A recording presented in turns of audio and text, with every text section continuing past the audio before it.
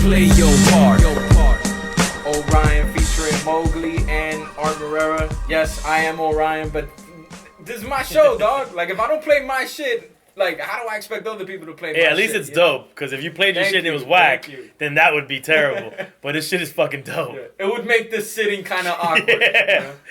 And I knew I could go to that joint because you had already heard it before. Yeah. You shared it on your Instagram, and bro, I appreciate that. Thank you, man. No, that, for sure. You know, that helps. You know what I'm saying? Get it out there, especially somebody like you. No, absolutely. That is really out there doing his thing and stuff. Shout out to Mowgli. Shout out to Art Morera.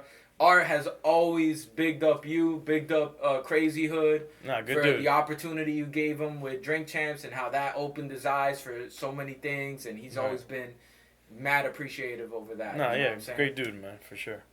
So I want to get into this shit, dog, because you know H2O. Yeah. So me and H, I brought it up to H. I told him, listen, friendly competition. Let's do, because H has this thing called WVCC Radio every Tuesdays, every Thursdays. He does a backyard thing for an hour where he plays only like music from down here. And I'm like, bro, let's do Hialeah versus Kendall. I'll rep Hialeah. I'll get all my Hialeah tracks together with different artists from Hialeah. You get all your Kendall tracks. 20 songs each. Like a versus battle. Right. Like they do with Instagram. Just for fun. You know, he's been ducking me. And I don't understand why, because Kendall got... Yeah, has he been ducking you for real? He's ducking me, son. He's ducking I don't know, man. I'm the rep for Kendall. I don't think he's ducking you. He's ducking He's busy with the kids. But... Alright, but we gonna do this thing. We gonna do this Kendall Hialeah thing. I mean, I don't know why he'd be ducking you. Kendall got some shit. Kendall got fired. But I know he's hitting up Brimstone and he might hit you up after this interview and be like, yo, what can you throw at me just so Well, he did hit me up for some stuff. Yeah, you see? But I wasn't sure what the criteria was and what he wanted. I was like, he wasn't clear I just sent him to our band camp. You know what I'm saying? Very clear on that. But what do you think of that, man? Because we kind of talked about it earlier on how you had this vision early on of like Dade County adopting the borough situation in New York, and I think it's gonna get fleshed out. I think that's what we're headed towards. I think you guys should do it. I think what's dope about stuff like that, especially if you dig in the crates and show some of these older records, you kind of teach the history of the city because. What's wrong with nowadays is that people think that the history only goes but so far. It's like not far at all. As far as Pitbull, as far as Rick Ross, as far as Trick Daddy. You know, they don't know. Like whenever I bring up Mother Superior, it's like hearing crickets in the room, and I'm like, what are you talking about? Mother Superior was the biggest thing to happen in Miami hip hop at the time. You know, they called her the female Nas. Like, do you know what that means, bro? Like, at that time when Nas came out, her album was fucking incredible. She had production by Redman at his peak. Her first video. Just to be clear, she ain't Kendall, right? She's adjacent. She's Ghouls. She's Ghouls. She's not Kendall then. She's Ghouls and produced mostly. Well, she's produced by everybody, the Drunk Drew and them, and Plan B. I don't know, man. She used to be around Kendall a lot. But and shout out to you can't claim her, H. You can't claim her. I just had a conversation where, and it's in line with what we're talking about. She's in Atlanta now, if I'm not wrong. She wants to do something and come down and put together some, like a project, an event. I don't want to blow it up because I know she has her plans, but she wants to come down and do her thing. And I told her if anybody should do it, it should be you, especially if she wants to rep that era more than anything, you know. Yeah. And I said, because you were our leader back then, so come down and reclaim your throne, because I think people need to know about you and what you've done.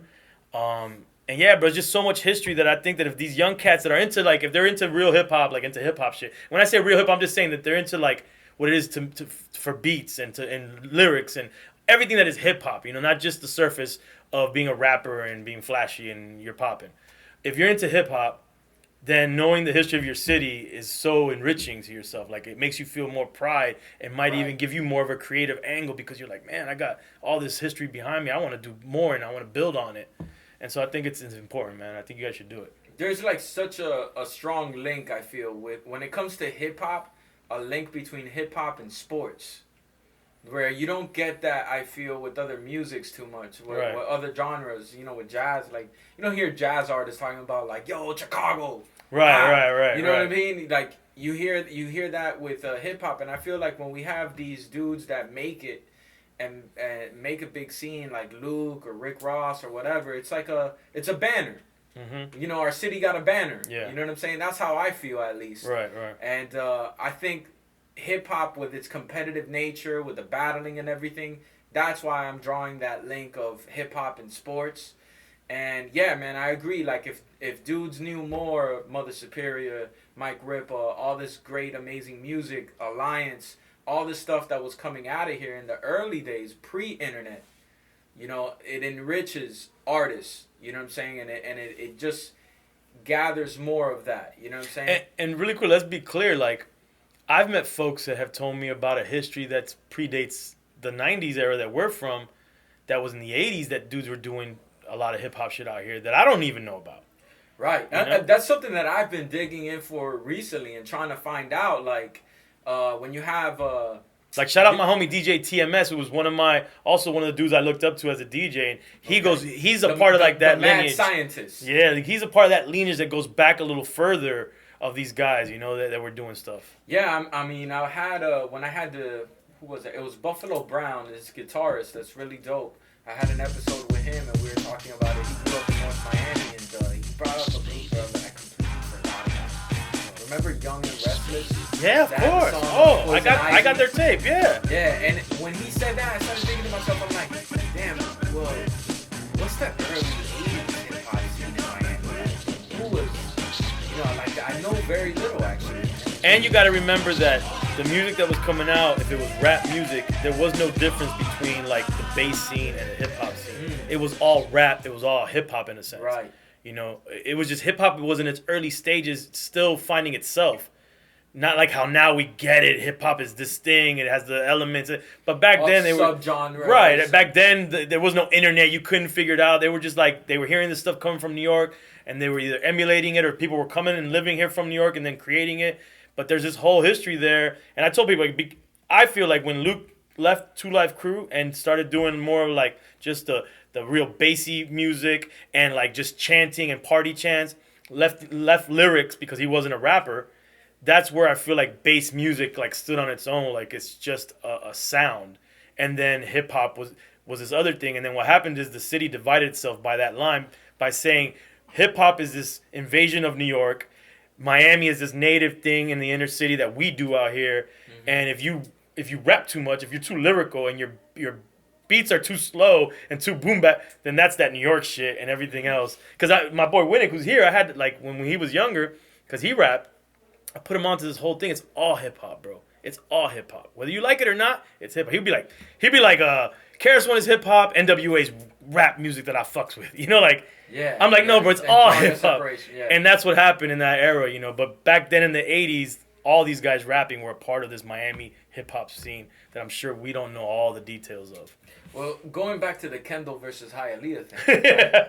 So, you know, on Human Sushi, we were talking about it. You know, Human Sushi is Dre, a.k.a. Shotty, with Renee, their own little platform. Go check that out, folks, on YouTube and other streaming platforms. But I was on that show. We were talking about it, and then like it kind of like festered into their next episode with DJ Efn working and Sick Vic. So Sick Vic and Sick Vic had an analogy that he drew up, and I wanted to get your take on this analogy. It was like basically comparing the boroughs to what the hoods are in Dade County. Right.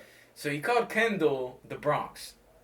I strongly disagree. I don't know if I wouldn't call us the Bronx. What would I think the Bronx I'd call us Queens. Point? I'd call us Queens. Queens? I could see us as Queens. Shawty said Staten Island, Shaolin. They got hated on. I could kind of see that. I could see that, but I prefer Queens. Maybe because I'm too close to Queens with my partner in Drink Champ. But it just makes sense. Like, you know, I don't know. Queens. I go with Queens. Okay. And then what would you say is the Bronx of Dade County? Ooh, man, I don't know, but it'd be somewhere North Miami for sure. Okay. I couldn't tell you exactly where. Wherever the jams are happening. Wherever, yeah. The big bass speakers. The big, that's it. Wherever fucking you had Jam. Well, no, Jam Pony's not even necessarily from Miami, but they were coming down here. But Ghetto Style DJs and Sugar Hill DJs, and when they were doing those jams, I would say, which is probably like more in Overtown and those areas, I would say that's the Bronx for sure. That's what it is. Okay. So last question I want to ask before we get into this joint that I forgot to ask earlier. out of all the mixtapes you dropped in those early days or whatever, what would you say was the most slept on track that didn't really hit, but you felt like, yo, this was whether it's from your catalog or somebody else's catalog in Miami? That's tough, man. That's a lot of music. I can't tell you which is the most slept on, but I can tell you one that I feel like I'm always like, ain't this a motherfucker? I remember getting a white label of a new artist called Jay-Z. The song was In My Lifetime, and putting it on my mixtape, because what I used to do is I either would travel up the East Coast, starting at record stores in Atlanta, all the way up to New York, New Jersey, and get records. And then at some point, I was able to build relationships with the people in the record stores, and I would call them up and get mail orders. And I had relationships, and I'll be like, yo, what's the new shit? What's the new white label? What's the new releases? And I remember the dude in Brooklyn, he was like, yo, check this Jay-Z In My Lifetime record. It was a white label. And I thought it was dope, and I put it on my mixtape, and I feel it's the first time, at least in Miami, the first time a Jay-Z record was ever played, put down and this is exposed. In My Lifetime. I think In My Lifetime has different versions. This is the first, whatever the white label version was. Before it was the fucking, because they were on, I forget what label, Frost Records or some record label they were on before. Was it was something, and then Priority picked it up, and then Payback? Were they on Payback? Maybe. I can't remember. I think the label they were on was actually a dance label. Is the one that you're talking about the one that has the girl singing? Yeah. Yeah.